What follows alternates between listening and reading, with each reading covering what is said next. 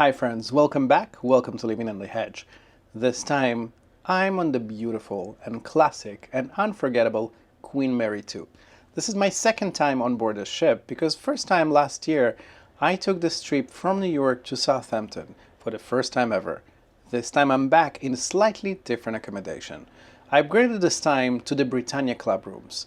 And the goal in my video is actually to compare whether it's something that's worth the extra money, is there's any difference really, and to help you decide and see if Cunard and specifically the club level is actually something worth your time and attention. So without keeping you waiting any further, please grab something nice to snack, perhaps a drink, and let's begin.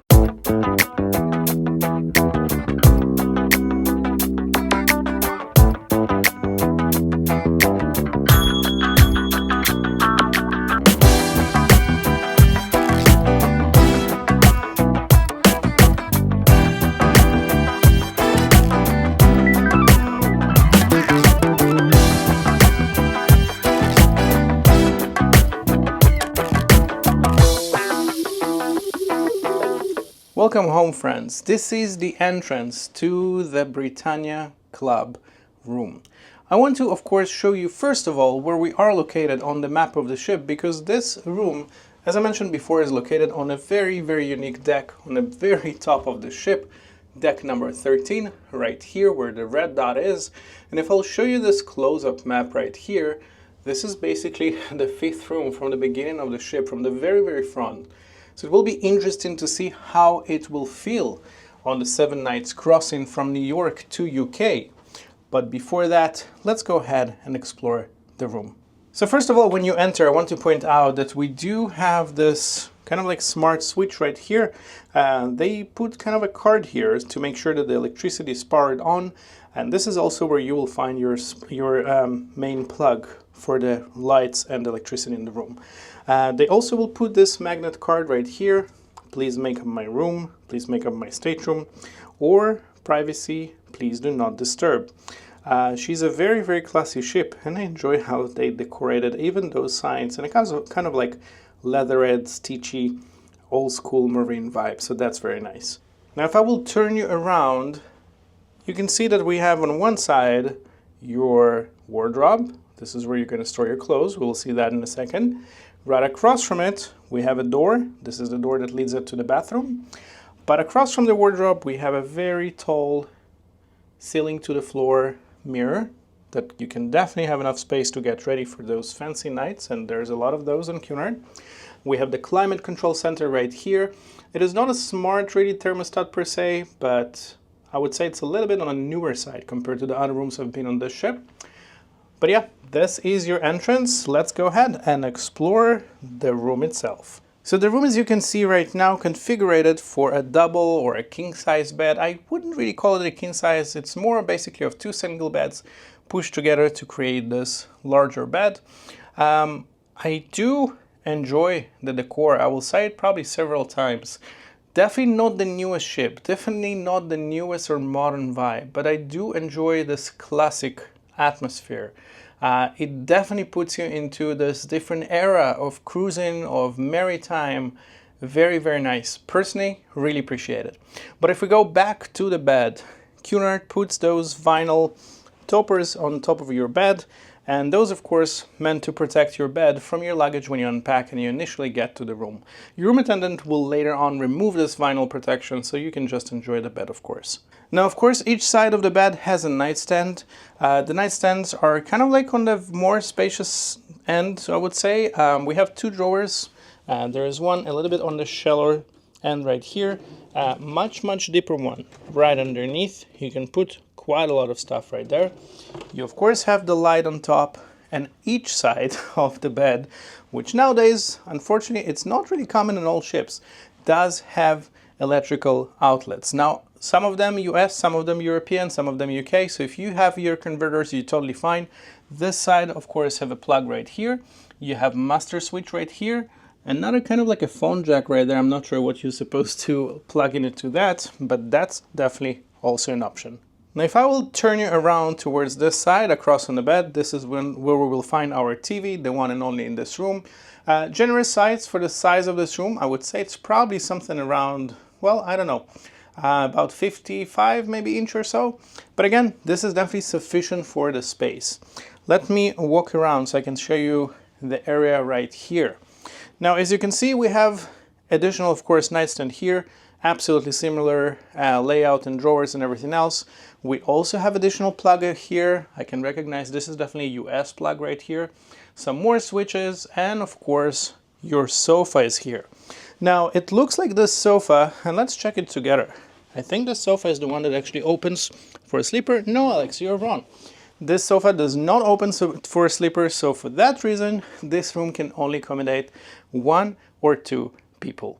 Now again, I want to point out, even here, again, it's not a suite, it's just a club room. We do have some extra artwork, some extra touches that make the vibe and the whole atmosphere of this room very luxurious in my opinion. So there's some more mirrors here, as you can see on the ends of those walls, kind of like framing the window. And I appreciate those because the rooms are not too big, but those mirrors definitely make it feels bigger than it is. Now right in front of your sofa you can find your coffee table, part of the Britannia welcome, and please let me know, I'm not sure if it comes with all rooms or not, but this Cunard brand Blanc de Blancs is actually your welcome gift from Cunard for the Britannia Club rooms. But across from this whole section we also can find our preparation area. Now this area of course can be whatever you will decide it to be.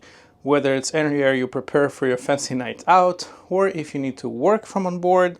But this is also where one of the biggest benefits of this room, at least for myself, comes. Because right here, we can find not only the tea kettle, which we normally have, but we also can find some espresso maker. So Britannia Club rooms do come with espresso makers. Cunard provides this Ely brand. They do give you some, of course, capsules here. There's the regular ones. Let me see if there's decaffeinated ones. Yeah, there's also the decaffeinated ones. But of course, if you prefer tea, you have your options for tea right there, sugar, milk, even some cookies here. We have Belgian chocolate cookie here and the golden oat. So everything you might need for your comfort, whether it's when you wake up or perhaps later in the day. Now this desk area, of course, again, have this quite extensive mirror, so that's very nice. Again, it makes this whole space feels very, very spacious. We have a chair here. I appreciate that it's actually a full chair. So if you actually would choose to work here behind this desk, I prefer when it's actually a chair and not an ottoman, my personal preference. Let me move this aside. We have some additional drawers and storage here. We have 2 of those, one right here, another one right there. They're very similar.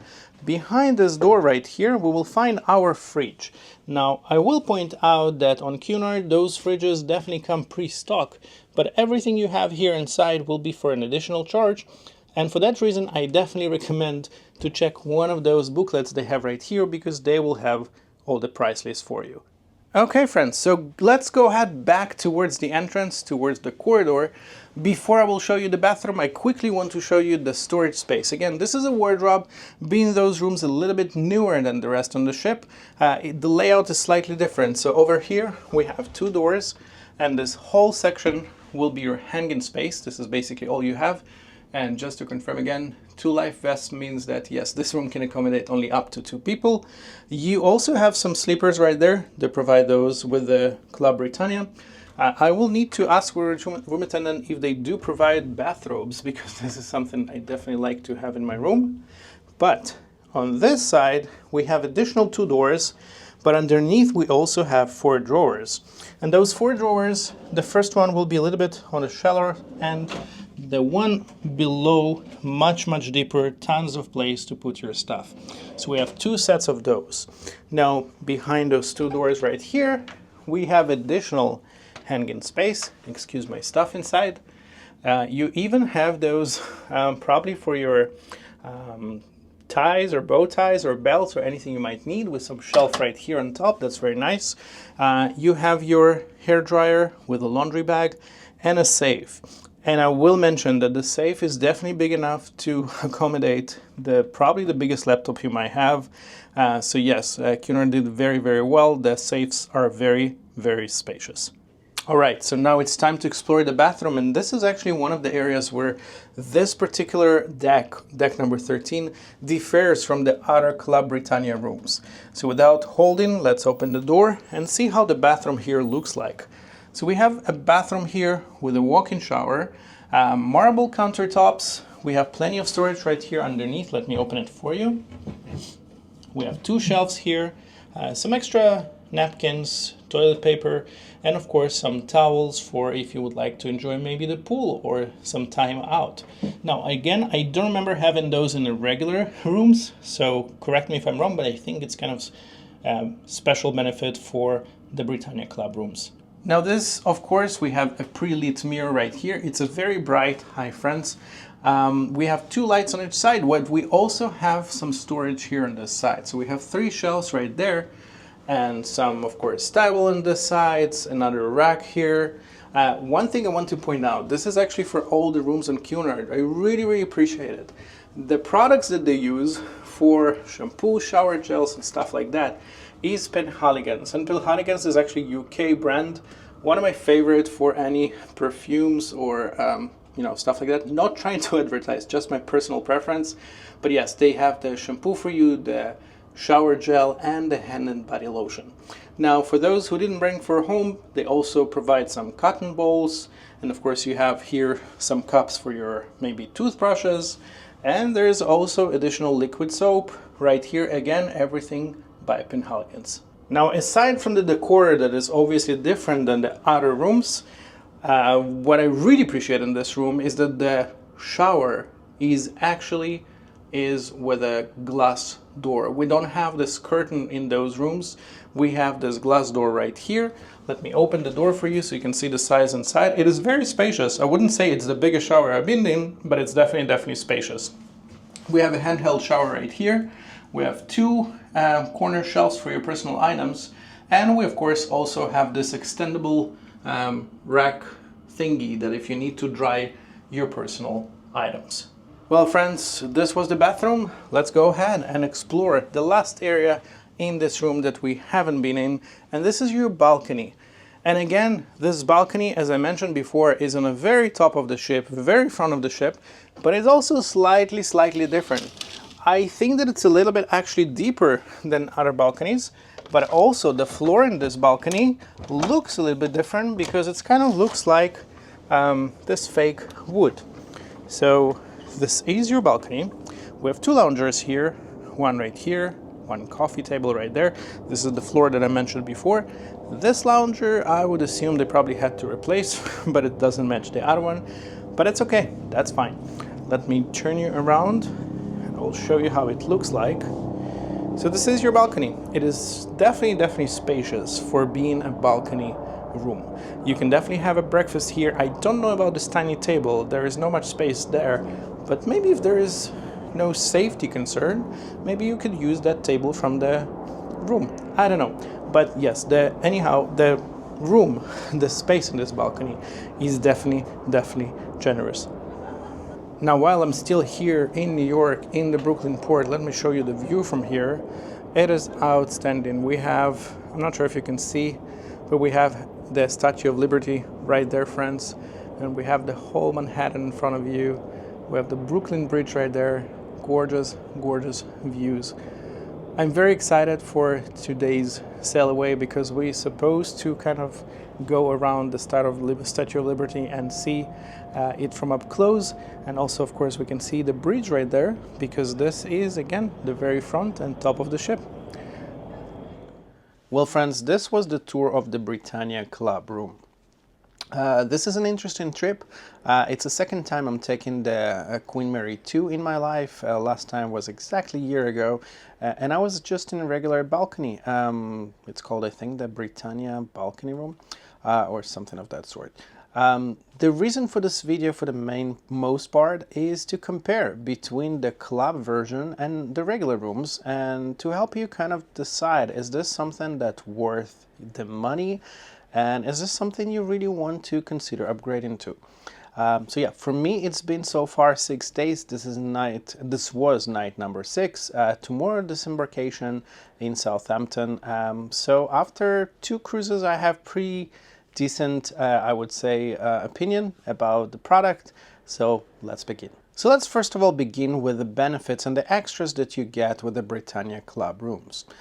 It's, of course, first of all begins with your embarkation. When you get to the port, and in my case it was in Brooklyn in New York, you do have priority boarding. So in my case, basically I was as early, I think it's around 11 a.m. or so at the port. You should be directed to be with all the priority guests, and you're waiting for your embarkation time. Now, there is no set time because you will be just sitting there and wait until basically the okay will be given for those to board. But yes, those with the priority boarding will be first on board before everybody else. So that's a nice perk. The second perk on those rooms is actually something that I personally was really excited about, because those rooms comes when there's an espresso maker, as you saw in the cabin. Queen Mary 2 provides you the Eli coffee espresso makers. I enjoy having a proper espresso in the morning instead of ordering room service or something like that. I will say that in my case particularly, I kind of was not eventually impressed with that, because my coffee maker kind of like was not perfectly working, and even after bringing the situation to the attention of my room attendant, nothing much could be really done. But if the device works in your case and if it's in your room, I really appreciate the feature being there. I think it's a great perk to have in your cabin. Another perk in the cabin itself is actually having a daily waters provided to your room. So on this particular cruise, and I'm not sure if it's always the same product or not, but a large bottle of aqua panna is actually being delivered by a room attendant. It's actually nice because you don't have to spend any extra for having drinking water in your room or things of that sort. So yeah, that's kind of a very nice perk to have. Now, the main difference between the Club Britannia rooms and the outer balcony or interior or ocean view cabins on board the ship is actually the dining. The main dining here, as you all know, is there, and some like it, some not, but the club rooms basically have this special dedicated area within the main dining area, which is towards the back, and you do have your dedicated table. Now, one of the great benefits for those is that you actually don't need to make reservations for certain time of dining, whether you like it earlier or later. The table is always yours, and whenever the dining room is open, you can always attend those. Now, I will also say that the menu is slightly different than the one is actually served in the main dining room. It's supposed to be more elevated. Well, we'll talk about it in a few. So you do have a separate menu, and in that menu you actually have several sections. One section that is actually daily changing, and you can't really know what's going to be there tomorrow, kind of surprised. And the other section, which is always going to be recruiting every night. However, the main dishes from that menu actually have to be pre-ordered. So if this is something you would like to try, you will need to address it and tell it to your waiter or your host, for example, that tomorrow, let's say you would like to try one of those items from the regular, basically the menu that happens every night, and they will prepare it for you for the next dinner. Now, those, for the most part, are all the perks that you have with those rooms. So for the most parts, and I will say the major difference, bottom line, is the dining. Now, speaking about the dining, this is, as I mentioned, my second cruise with Queen Mary 2. And while I think that the ship is outstandingly beautiful, this is definitely the old school nautical classic cruising. Not even, maybe cruising is the wrong word. I would say it's actually kind of like ocean voyage, because this is probably one of the few ships in the world that can cross the Atlantics so late in the year, and we are almost here in November. So yeah, this is very, very different experience.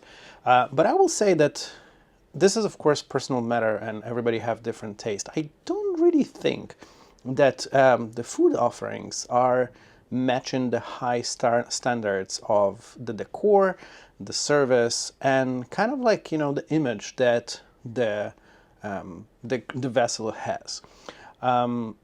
I kind of was expecting the Britannia Club to be much higher class of service compared to the main dining.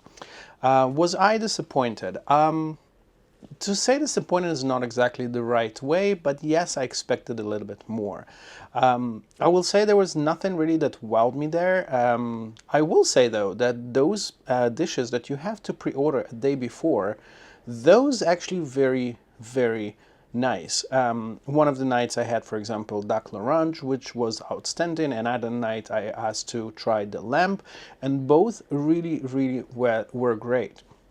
So perhaps I would recommend, if you go with those upscaled options with the Britannia Club, I would probably recommend sticking to those items from the menu that you have to pre-order. Now let's talk about the ship in general. Queen Mary, been with us for quite some time. She's actually approaching her midlife refurbishment. I think it's scheduled as of right now for 2027, mid-2027. For her age, she's definitely in a great condition. This brings me actually to the staterooms and for the Britannia Club rooms location. I'm located, as you saw, on deck number 13, and to be exact, it's deck number 13 forward all the way. This deck actually did not exist back in the day, originally when the ship was built. The deck was actually added, or to be exact, transformed from being a public area, and I think there was a pool and some sun tanning deck, and it was turned into the Britannia Club rooms, additional Britannia Club rooms. I think it was one of the refurbishment in 2016. Because those rooms were added later on to the ship, they look a little bit different. So Britannia Club is going basically on two decks. It's on deck number 12 and the newer to deck number 13. The main difference between the two is that deck number 13, the rooms are slightly differently decorated. As you can see, you have the purple kind of like accent behind me. The flooring on the balcony, excuse me, it's slightly different. It's more kind of like a fake wood, as you saw, which I definitely prefer compared to the vinyl looks. The main difference that I really enjoyed is actually the bathroom. Because in those bathrooms, unlike the ones on deck number 12, you don't have this shower curtain in the bathrooms, and the bathroom itself, for the most part, is actually more upgraded. So I definitely really appreciate that.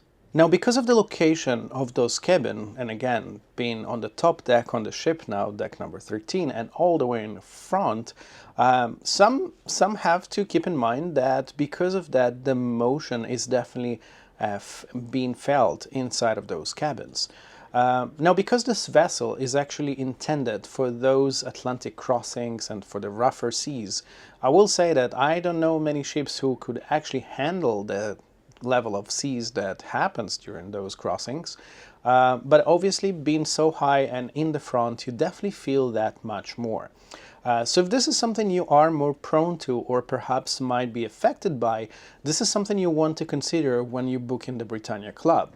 Now, if you still would like to go with Britannia Club, but you want to make sure that you have the least possible motion, then I would definitely stick to deck number 12 and try to choose the cabin as central as possible. Now, I think it's a good time to talk about the extras that been basically added or potentially added, it's your choice, to your voyage. One of those has been an internet. Internet does not really come included with those cabins. The price for an internet in my case was approximately about $229 US for the duration of the trip, which is the 7 nights. The quality of the internet was hit or miss. It sometimes was wonderful, some days were less.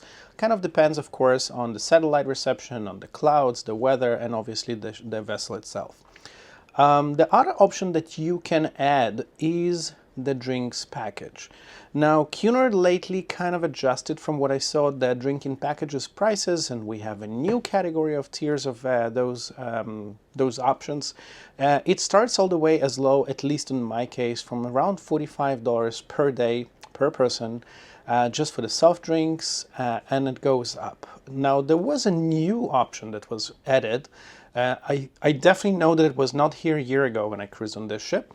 And it's basically the top package. That package online was about $90 a day. And that basically included unlimited drinks that you want on board with value up to $20 per drink. And of course, if the drink is more than that, you will be charged only the difference. Unlike on the other packages, most of the other packages, by the way, if your drink is anything more than the value of that package, you will have to pay the whole price. So for that reason, I actually decided to opt for the new package, which was on board, by the way, more expensive because on board it was $100 a day. But I had some on board credit with Booking, so I still decided to kind of, use that on board credit towards the package and just to see what it has to offer. Now, I will say one of the greatest thing with Cunard in general and Queen Mary too particularly is the variety of the high-end spirits and wines. Compared to other cruise lines, and as you know, I cruise quite a lot, the variety is definitely there, especially for the wine. They do have a very, very impressive collection and very nice offerings. Do I think the $100 per day was worth it? It really depends, obviously, of how much you drink and what you drink. Obviously, because it was a higher end, more expensive package, I tried to opt for all the top shelf, wines and spirits just to try them. So that was a great experience. Do I necessarily think it's worth it? Perhaps not that much, especially if you not drink that much per day. But it's definitely nice to have that freedom not to think twice about whatever you order in, and there's definitely a lot of options. I will say though that starting, I think it was around April this year, the ship went to dry dock and some items were taken away from the menu. And for example, my favorite gin is actually Monkey 47, which was always available on board Cunard. It is still in the menu, there is still price for that, but unfortunately the item itself was taken away, so they no longer serve it. And there are quite a few items that are in the menu and they're unfortunately no longer been served. So this is something just keep in mind because things are changing and you can't really know for sure which one of the items or the offerings will be available on board on your next voyage. Now let me take you back to the dining. I know that it probably sounds like I didn't like the food here, and I will be completely honest. Cunard never been my go-to really for food. Surprisingly, I actually think that the King's Court, which is basically their buffet, is actually much better than a lot of other options. For example, last year when I was here and I did not stay in the Britannia Club, I had the opportunity to visit practically every specialty dining venue they have, which is the Steakhouse, and they have two of the kind of like specialty dining options that kind of like changes daily. It's the same location, but they change the theme and the offerings there every day. One night is Indian, another night is Asian. Do I think the dining here is top notch? I definitely, unfortunately, not. Do I think that the specialty dining is worth it? Not necessarily. I think that if you go with Cunard, as of at least on Queen Mary 2, the best option for dining as far as taste go, perhaps not the offering or the service, but the taste, is probably, for me, was surprisingly the buffet. There are items that unfortunately, again, being offered on the menus, but not necessarily available right away. And I will give you an example. There is, for example, here a champagne bar. And in the champagne bar, there's an open menu with an offer, for example, for caviar.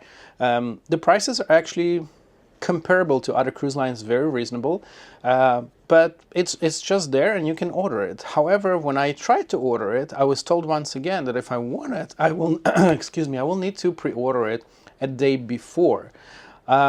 So that's kind of confusing and makes constant need for you to pre-plan what you're going to have tomorrow, what time you will have it, where do you want to have it. This is not usually how I go with my vacations. But again, the options are there.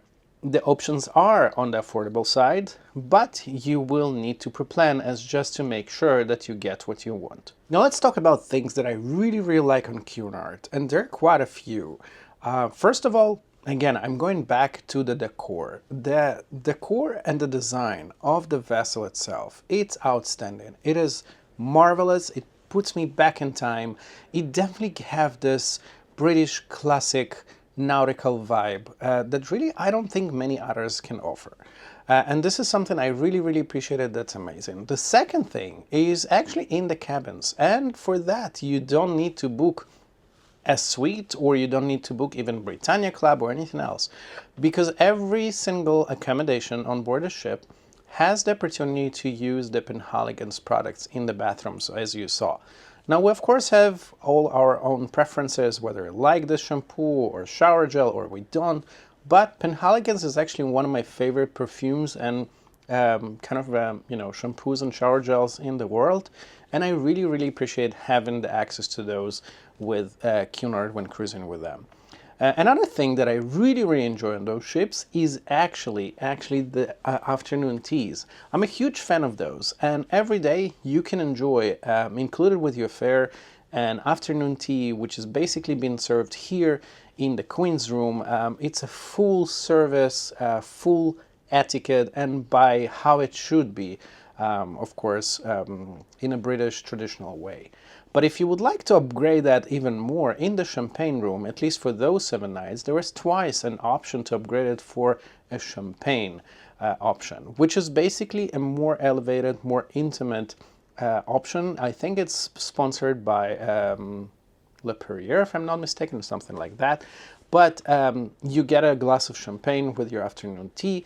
The offerings are a little bit more upscale. The variety of teas that you have are a little bit different. So if you would like to even upgrade maybe once during your stay, this is something I would recommend. In this case, I think it was about $45 per person.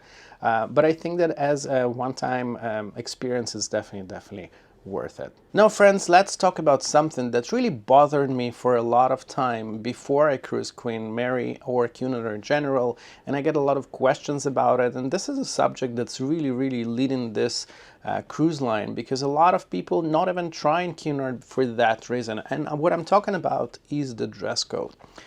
So Cunard is really known for their kind of strict dress code and expectations for you to be very formal and to be very kind of proper for where you should be. While this is something that definitely existed with Cunard for years, and I will not say that I disliked it per se, because I think that dressing nicely and having all those suits and everything, and ladies in beautiful dresses, and the whole formal vibe definitely adds to this whole atmosphere of those ships, the classic, the nautical. It's very beautiful. However, not all of us really enjoy dressing up, and I will admit that I'm not one of those. I mean, I enjoy sometimes maybe having a suit, but not when I'm being told to do that. I need to be in the right mood for that. I, as you probably know, like to travel on a lighter side, so having a suit with me, it's really not my thing. This time, unlike my last year visit here, I actually decided, let's see what's going to happen if I'm not going to bring my tux with me. Let's see what's happened if I will not even bring a tie with me. I will still try to be the most proper I can for every occasion, but I will not go over the top to be dressed up. And it actually worked out. Just to simplify, you do expect it kind of like, be proper and every time. And when I'm saying proper, just don't really wear flip-flops to restaurants, shorts to places of that sort. But I wore on formal nights just regular slacks with button shirts, even slightly open, and a jacket on top. On most of other nights, it was simply just khakis with a shirt, and I was completely fine. I didn't even feel that I'm out, standing out, not being proper enough. It's really all about how you carry yourself. It's really all about how you just being polite. So, as always with everything, the golden middle, it's what really should be. So you can choose whether you want to go fancy on your itinerary, or you would like to go more on a simple, as I did this particular cruise. The options are really there for you. One thing I will say, that last year when I was here, in certain places, in one of the bars, for example, there was a sign from about 3 p.m. or so saying that just keep in mind that tonight, being a gala night, from about 5 to 6 p.m., the entrance to the area will be only if you wear, for gentlemen, tux, or a suit at least, and for ladies, the gala dresses, and so on and so on. This actually was taken away, so I think that Cunard is slightly relaxing their policy. So nobody actually forcing you anymore to dress anything. I'm not encouraging you by all means just to come with a tank top to a gala or anything of that sort, but just keep in mind that the option is there and you not necessarily always have to be dressed up. So let's conclude my experience, in my opinion, of those, let's say, 2 cruises, because I feel that the first cruise I didn't really post everything I'm thinking about it. I will say that the way I personally see Cunard, and particularly those transatlantic voyages for Queen Mary 2 from New York to Southampton and vice versa, for me it's basically a way of kind of get from point A to B. I don't really see this as your traditional cruise, because this cruise is not exactly full of entertainment and party and things of that sort. This is more of upscaled voyage when, yes, there are options for entertainment. For example, there's lectures and there's enrichment options and there's movies and there's sometimes guests and artists, but everything is more on a lower end, and it's lower end when I mean it's not less of a quality, is actually more kind of like quieter. It's more up to you really to entertain yourself and find for yourself what you're going to do during your voyage. So a lot of people, of course, opt for books, and perhaps I saw some people who actually join in painting. It's this kind of voyage. So for me, this is a wonderful, very unique way to travel from US to UK, especially when I want to take, for example, a otter crossing like I'm about to take next week, going back to the States. This is the kind of trip or adventure this is. Do I really think that the upgrades of the club rooms or even suites are worth it? So unfortunately, suites, it's not something I tried here yet, the Queen's Grill or the Princess Grill, simply because the price, at least in those cases, was not something that I could really afford. It was way up there. I didn't really necessarily felt that the upgrade for a club worth the extra money. I feel that your experience on Cunard, whether you're in club room or in a regular cabins, it's wonderful either way. I didn't really think or felt the big difference between the two. As far as food goes, as mentioned before, I will probably still keep opting for the buffet option, because I think those are outstanding.